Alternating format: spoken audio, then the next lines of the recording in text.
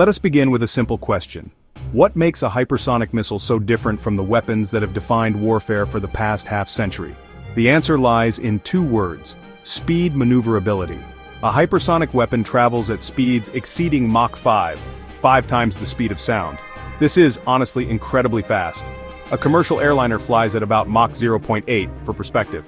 A conventional ballistic missile is very fast, but its path is predictable. It travels in a high arcing trajectory, like a stone thrown into the air.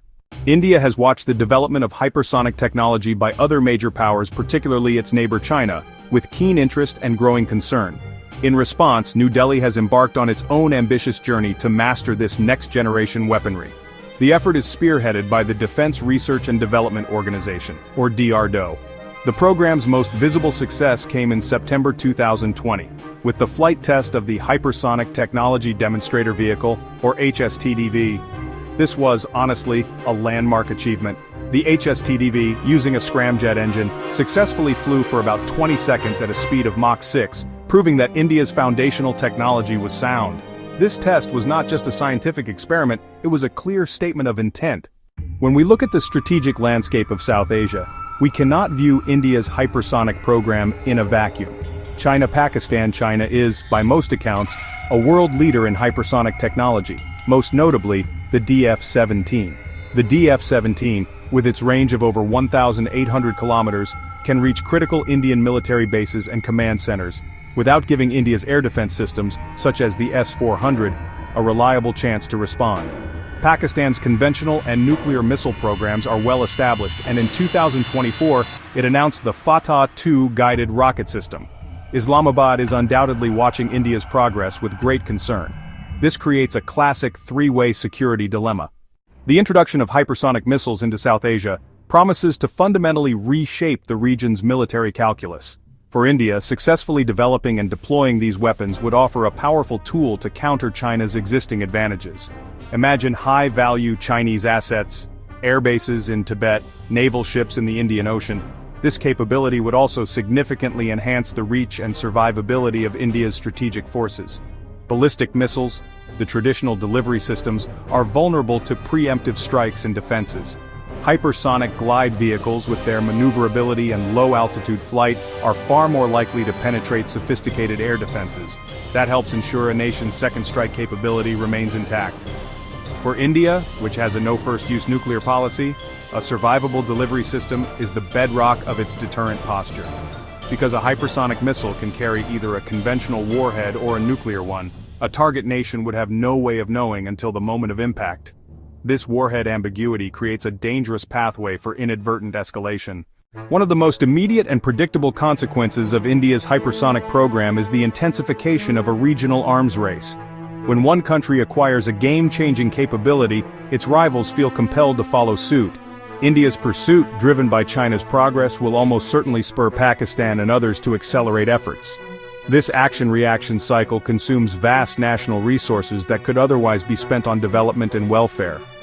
Nations will pour billions into space-based sensors, directed energy weapons, and high-speed interceptors to counter hypersonics.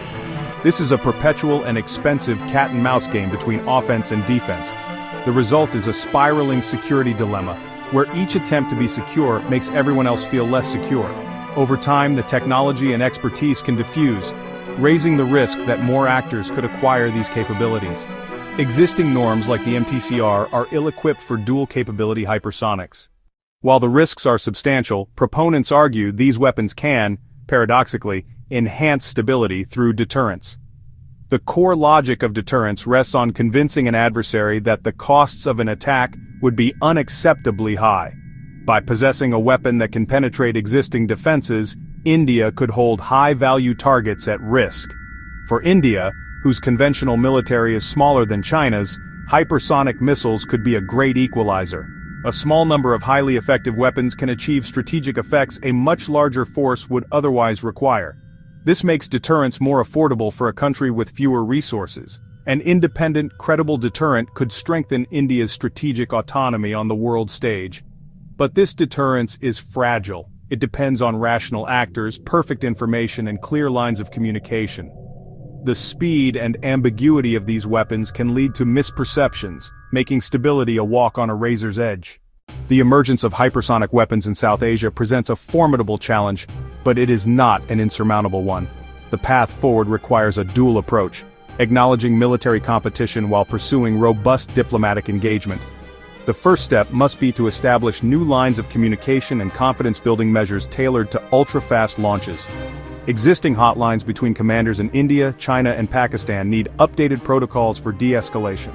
Transparency, launch notifications, and data sharing on test flights is key to preventing accidents. The international community must work towards new arms control frameworks and norms of behavior for the hypersonic age. That could include agreements on launch notifications, test data sharing, and limits on forward deployment close to borders. Neighboring countries will adapt, seeking alliances or investing in asymmetric defenses.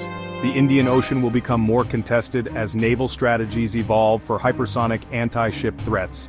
Technology is neutral. It is human decisions that determine whether it secures peace or triggers catastrophe.